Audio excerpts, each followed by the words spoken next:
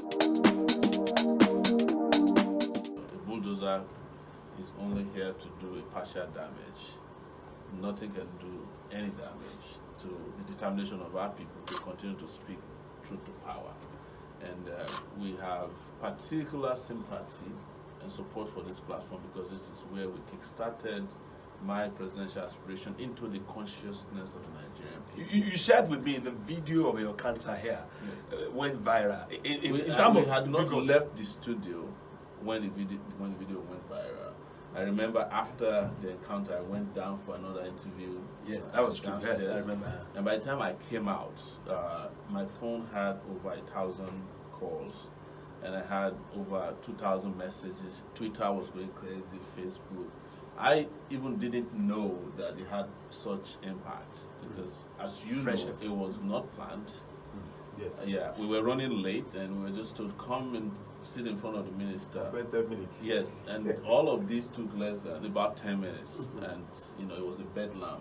You called me 2 days later and said, look, on Sahara Reporter, on your platform, you're talking about almost 7 million views. Oh yeah, it was insane.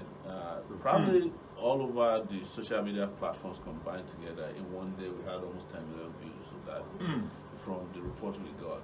In fact, some people who took it from us had more views than we did because they were also sponsoring it on their own all across the world. And for them, it was a transition from analog leadership into a digital era. Yes, that was the significance of what happened in the studio on that day. And we are still processing it. And like I said, it was right there that the determination was made as to who the new leaders of Nigeria could be and should be, and what Nigeria should not have as leaders. And we made that very clear. That was very distinctly defined on this, and that's why I was heartbroken at first when I heard that this place was demolished, and I started racing to Ibadan on our way to Ekiti, and we had stuck in traffic for 6 hours within 2 kilometers. In fact, we were stuck for 6 hours on the bridge between Lagos and I think Mowe. It was horrible. But that's part of the problem of Nigeria that we have to solve with this kind of fresh thinking, and I'm glad we're here on Fresh FM. But I cannot say enough about what I saw, from social media, monitoring social media, and what I was hearing from channels around the world, and how the people here stood up in unison, and they came out defiantly to say, look, you cannot do this to us, and we hope that they continue to do that. For me, this is Nigeria, built afresh and then partially demolished. Right? Well, you told me just that yes, and we are here to rebuild Nigeria by first rebuilding Fresh FM. Wow. Yes. Of course, by Monday, the official platform, Yes. it was all about take it back. Yes. Now, fund me back, Fresh FM. Yes. We are taking Fresh FM back to where it used to be. And beyond. And better. And better. Yes. A strong word for people. Yes. Let me quickly, a quick omission because Daddy just called my attention to it. Senator Babalola of ADC, because Daddy mentioned the Okiokun factor. He is also a massive contender on ADC. Fair and balanced. My sake, being Babalola. Remember he was a former senator, and in 2015 he was to be picked as the running mate to Ladoja until some business prevailed. But later, the man became undaunted and he has been, going his own way. Now he was on this studio recently, and he said, by God's grace, it is their turn to produce the next governor of Oyo State. And he's all over the place today as one of the aspirants under the African Democratic Congress, ADC. We'll wait and see if truly will come out in 2019 to enlist their support. What is Senator Babalola bringing to the table? Well, you may say experience. Remember, he was a retired civil servant at the federal level. He served in Abuja for several years before he traveled out of the country. He came back, and through the machinery of Baba, late Adedubu, became the senator of the Federal Republic of Nigeria. And thereafter, he wanted to go back. He couldn't secure the nod from the people of Oyo North, senatorial districts, comprising 13 local governments. As of today, he's one of the people behind the ticket of the ADC. One thing I know is that, like, you have it in APC, and the box top on Ajimabi's desk, as far as whoever is going to pick that ticket is concerned, the same thing is going to happen in the ADC. Anybody want to pick that ticket, you will be looking at the high and the face of Madoja, and of course, Demolition, and Akolishu, and the rest of them. As things stand today, Gbenga Babalola is also one of the people to look out for, or to watch out. The last time you were here, it was all about Take It Back. That was the platform, and you said you will let Nigerians know about your political party. And we were talking about the issue of the third force. Yes. And I remember you said third force was third fast or something. Yes, it was a fast. It was a fast, right? And we've been proven right. Okay, so what is your party? And tell Nigerians what the party stands for. Yes, the name of our party is African Action Congress. And the party is barely 2 weeks old. And it has become already the third most recognized political party. 23 political parties were newly announced by INEC, the Independent National Electoral Commission. And of all the 23, you probably won't hear any other name but AAC, which is our party. The party stands for taking the aspirations of Nigerians, both young, old, weak and strong, women and men, children and adults, to a level that it has never seen before. As I mentioned here on your platform, we are assuming that Nigeria, just like outside here, has been bulldozed by former leaders.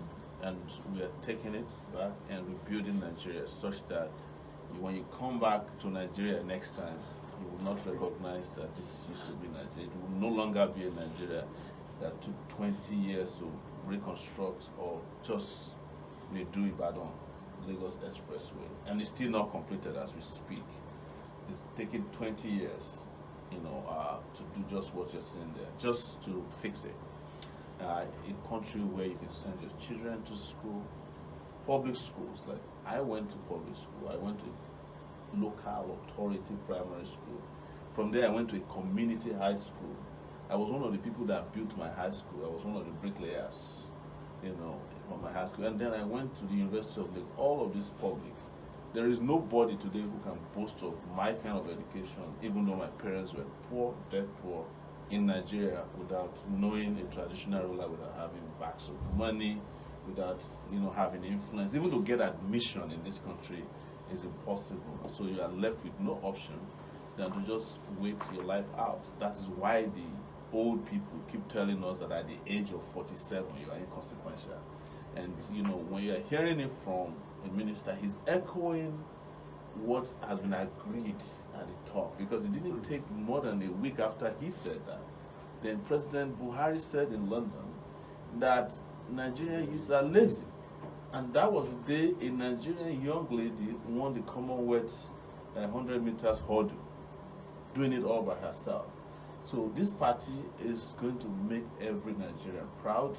And the reason we chose the word Africa is that Africa has been looking up to Nigeria so that Africa can also regain its prominence on the world stage.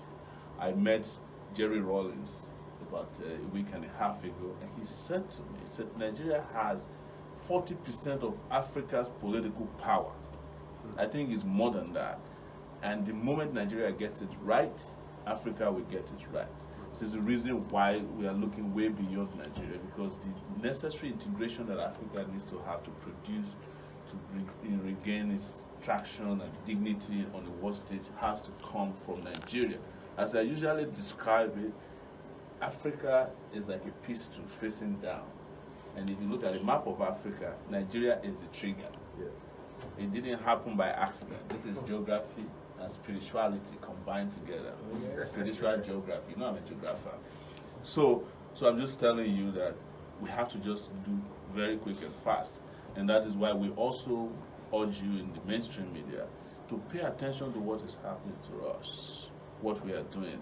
Because I see you doing big analysis of the main political parties, and you leave us out of. Hold on a second. Hold on a second. Hold on a second. Don't jump the gun. Yeah, I told you. Hold on a second. That we did kickstart state of the race last week Saturday. Yes.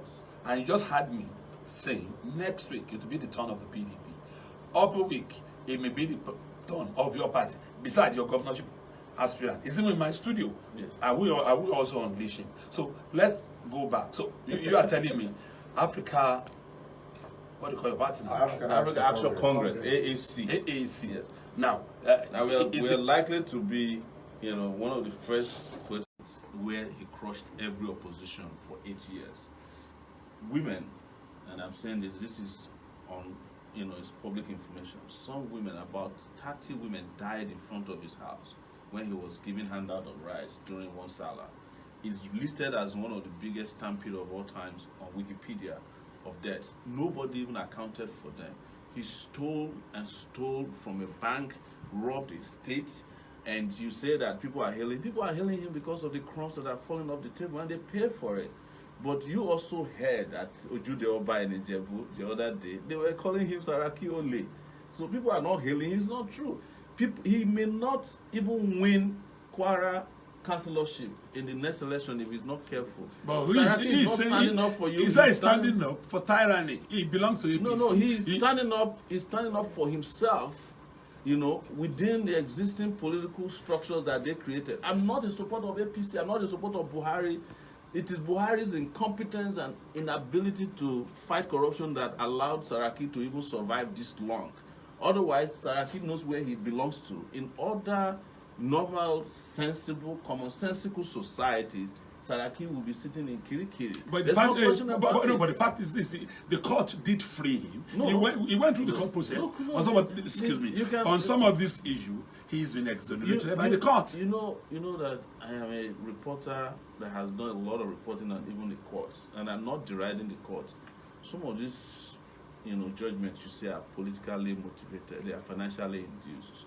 You had in the past, even under this regime, how judges will wear face cap to go and meet, litigants in their house. And they admitted, the Supreme Court judge admitted that he met a person that had a case in front of him wearing a hat, and money was passed on to him. He admitted that much. So when they sit around and say, hey, for political convenience, we are going to let this case go so that you come on our side, he outplayed them after they let him go. And he did what he usually does in his life, which is being a traitor. He deceived them into freeing him. He has been a traitor to his father, to his sister. If you go to his family today, you cannot find a member of his family that is in love with him. Because that's his nature. Saraki is about himself. But I'm not saying that as a way of boosting the political chances of the APC jokers and gladiators, as they call themselves. They're all the same. At the end of the day, APC is not different from... In fact, the ease with which Saraki was able to migrate back to PDP shows that they are the same parties that are conjoined together by one agenda only. They are conjoined together by their esophagus. How to eat and ruin this country. Well, hold on a second. On that note, will you admit that under this administration, we have seen a situation where this governors are going to jail? Which governor? Jolly Yamin. Yes. He's not a governor. He's an ex-governor. Yes. You said governors are going to jail. No, Jolly Yamin is a former governor. Yes. So I'm just saying that that people are going to jail with a slap on the wrist. There's also a governor who was sent to jail and they gave him vacation from jail. I think it's the one from Adamawa State. It's a joke. Look, they will do some things that are symbolic. But that is not to say that they are doing anything serious. And you know that the symbolism of sending Jolly Yami to jail, if you interpret it, we went to Taraba. The people of Taraba saw it differently as some kind of agenda to suppress him because he's one of the people who is fighting against the Fulani headsman issue there. So those are interpreted in different spheres. But I am not part of those who interpret that as an excuse. But I'm just telling you that they are not doing anything that is not just more than mere symbolism, so that you are fooled into voting for them in the next election again. And the governors that they sent to jail will be out of jail. You are sending Jolly Yame to jail, but you are a handshake with Ojus Okalu, who just got a chieftaincy title in Katsina. That's a joke. So who are you deceiving? Me? You can't deceive. You can't deceive me. You can't deceive the rest of us and a lot of Nigerians who are sensible enough to know that that's all what they call ballooning.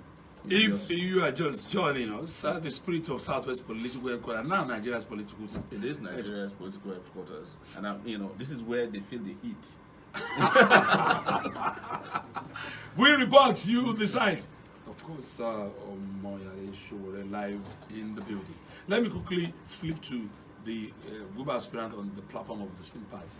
You don't want to accuse us that it's always all about the big parties. It's all about the babies. It's all about PDP. It's all about ADC. Our rule is simple.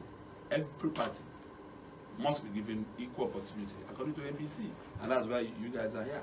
You want to introduce yourself to the people of your state you are looking forward to one day. Sir. Yes. Thank you very much for hosting us here. I'm here with our presidential aspirant and leader of AAC, Omowole Sowore. And with all that we are doing, I believe that the answer for us is Aso Rock. It's going to happen.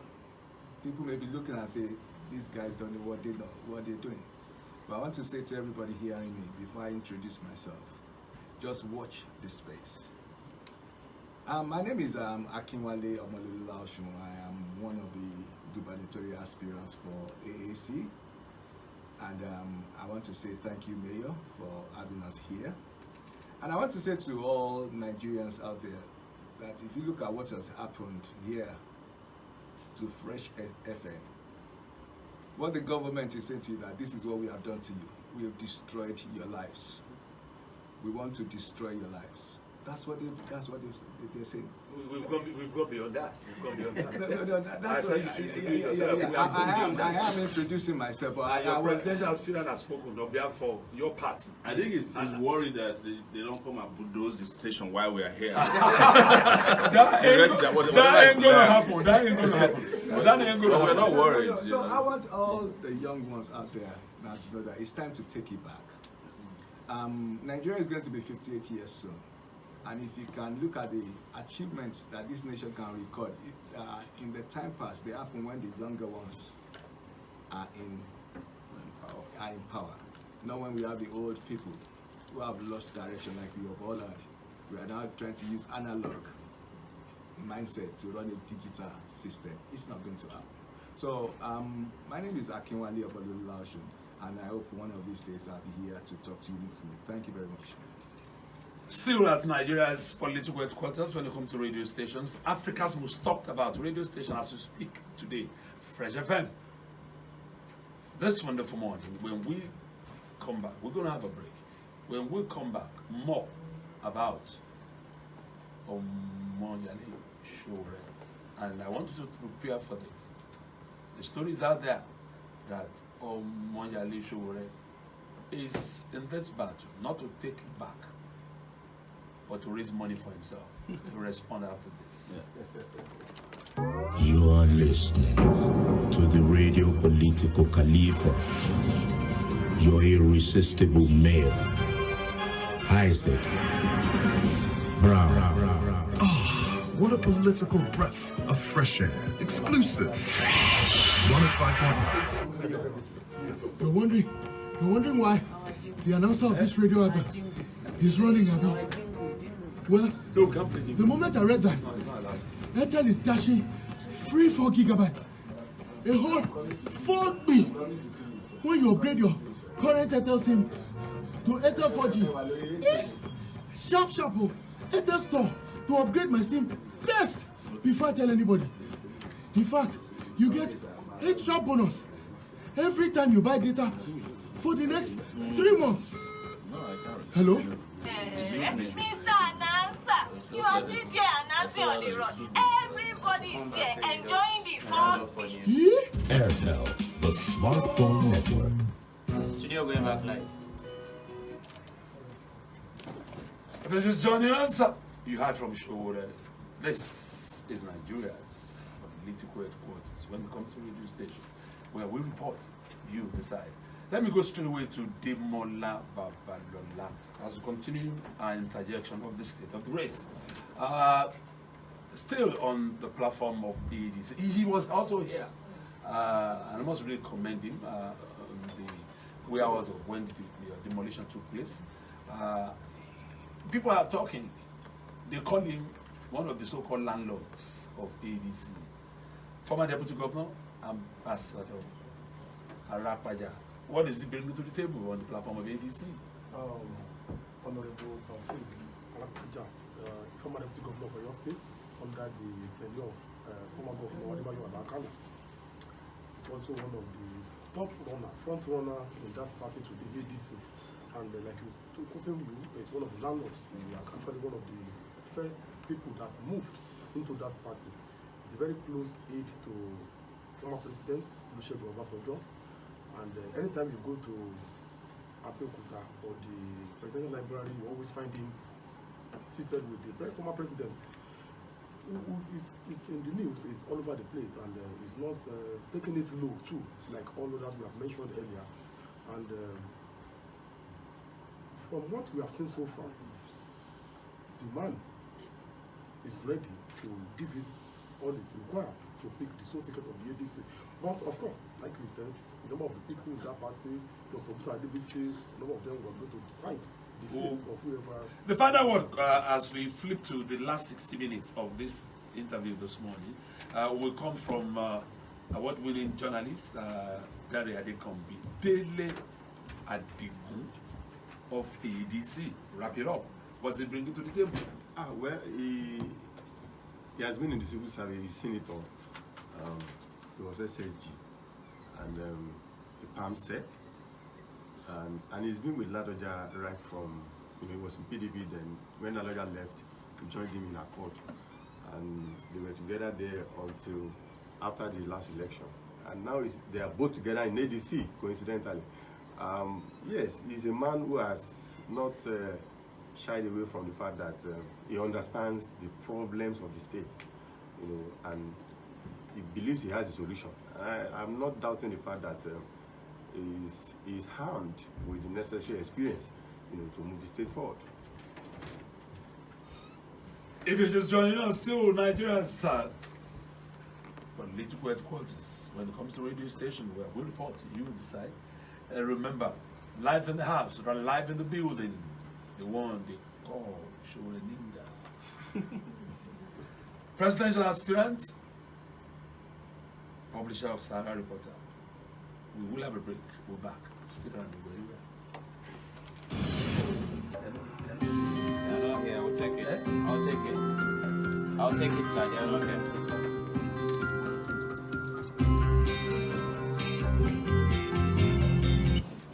Fresh 105.9 FM, your feel-good radio.